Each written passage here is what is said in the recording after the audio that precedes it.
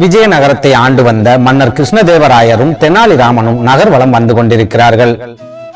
அப்போது தெனாலிராமன் மன்னரையே கவனித்துக் கொண்டு வந்ததால் தனக்கு பக்கத்தில் இருக்கும் சாக்கடைக்குள் தெரியாமல் காலை விட்டு விடுகிறார். இதனால் தெனாலிராமனுடைய 2 கால்களிலும் சாக்கடை ஒட்டிக் கொள்கிறது. இதை பார்த்த மன்னர் கிருஷ்ணதேவராயர் சாக்கடையின் நாற்றத்தை எண்ணி முகம் சுளிக்கிறார். உடனே தெனாலிராமன் பக்கத்தில் இருந்த குளத்திற்கு ஓடோடி சென்று தனது கால்களை நன்றாக சுத்தம் செய்துவிட்டு மன்னரிடம் வருகிறார். ஆனால் மன்னரோ, தெனாலிராமா, உனது கால்கள் முழுமையாக சுத்தமாகவில்லை.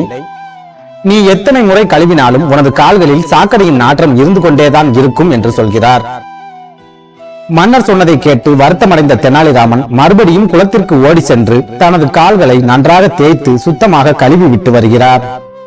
ஆனால் அப்போதும் மன்னர் கிருஷ்ணதேவராயர் தெனாலிராமனை பார்த்து, உனது கால்கள் எத்தனை முறை கழுவினாலும் சுத்தமாகாது. சாக்கடையில் மிதித்த காலை வைத்துக் கொண்டு நீ என்னுடன் வராதே என்று சொல்லிவிடுகிறார். இதை கேட்டு குழம்பி போன தெனாலிராமன் மன்னரை பார்த்து, மன்னா, தெரியாமல் சாக்கடையில் மிதித்து விட்டேன், இதற்கு என்னதான் தீர்வு என்று கேட்கிறார். உடனே மன்னர் கிருஷ்ணதேவராயர் தெனாலிராமனை பார்த்து, சாக்கடைக்குள் விழுந்த உனது 2 கால்களையும் நீ வெட்டி எறிந்தால் மட்டுமே சுத்தமுள்ளவனாக மாறுவாய். ஆகையால் உனது கால்களை இப்போதே வெட்டி எறிந்து விடு என்று சொல்கிறார். மன்னர் சொன்னதை கேட்டு பதறிப்போன தெனாலிராமன், சாக்கடையில் மிதித்து விட்டேன் என்பதற்காக கால்களை வெட்டி கொள்வது மிகப்பெரிய முட்டாள்தனம். அந்த முட்டாள்தனத்தை நான் ஒருபோதும் செய்ய மாட்டேன் என்று சொல்லிவிடுகிறார். தெனாலிராமன் சொன்னதை கேட்டு கோபமடைந்த மன்னர் கிருஷ்ணதேவராயர், உனது கால்களை நீ வெட்டி கொள்ளவில்லை என்றால் அரண்மனை இருக்கும் பக்கமே நீ வரக்கூடாது என்று சொல்லிவிட்டு கோபத்துடன் சென்று விடுகிறார். உடனே தெனாலிராமன் மிகுந்த சோகத்துடன் தனது வீட்டுக்கு வந்து விடுகிறார். மன்னர் ஏதோ விளையாட்டாக பேசுகிறார், ஆகவே எப்படியும் தன்னை அழைப்பார் என்ற நம்பிக்கையில் தெனாலிராமன் தனது வீட்டிலேயே இருக்கிறார். ஆனால் 20 நாட்கள் கடந்த பின்னர் கூட மன்னர் தெனாலிராமனை அழைக்கவே இல்லை. இதனால் தெனாலிராமனின் மனதிற்குள் மிகப்பெரிய அளவில் வருத்தம் ஏற்படுகிறது. அந்த நொடியே சற்று ஆழமாக சிந்தித்த தெனாலிராமன் இந்த மன்னருக்கு சரியான பாடம் புகட்ட வேண்டும் என்று முடிவு செய்கிறான். உடனே மன்னர் கிருஷ்ணதேவராயருக்கு ரோஜா பூக்கள் மிகவும் பிடிக்கும் என்பதால் தனது வீட்டுக்கு பின்னால் இருக்கும் நிலத்தை சமன்படுத்தி தெனாலிராமன் மிகப்பெரிய ரோஜா தோட்டம் ஒன்றை அமைக்கிறார். அந்த ரோஜா தோட்டத்திற்கு நடுவே 5 அடி ஆழத்தில் மிகப்பெரிய குழி ஒன்றை தோண்டி அந்த குழிக்குள் மாட்டு சாணத்தையும் கழிவுகளையும் கொட்டி ரோஜா செடிகளுக்காக உரத்தையும் தெனாலிராமன் தயார் செய்து வைத்திருக்கிறான். தெனாலிராமன் உருவாக்கிய இந்த ரோஜா தோட்டம் மன்னருடைய நந்தவனத்தை விட மிகவும் பிரம்மாண்டமாக இருந்தது. தெனாலிராமன் எதிர்பார்த்தது போலவே அந்த ரோஜா தோட்டத்தில் சில நாட்களிலேயே பூக்களும் பூக்க துவங்கியது. அனைத்து ரோஜா செடிகளும் ஒரே நேரத்தில் பூத்திருப்பதால் தெனாலிராமனுடைய ரோஜா தோட்டம் மன்னருடைய நந்தவனத்தை விட மிகவும் அழகாக இருக்கிறது. அதே நேரம் தெனாலிராமன் மிகப்பெரிய ரோஜா தோட்டத்தை உருவாக்கி இருக்கும் தகவல் மன்னருடைய காதுகளுக்கும் எட்டுகிறது.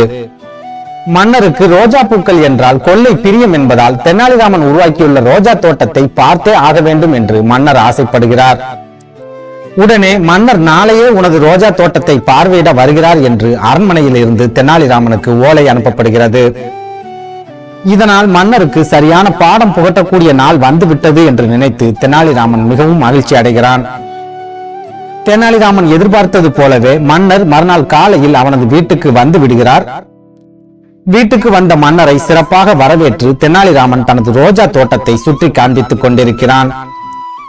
மன்னரும் ரோஜா பூக்களின் அழகில் மயங்கி ஒவ்வொரு ரோஜா செடியாக பார்வையிட்டுக் கொண்டே வருகிறார்.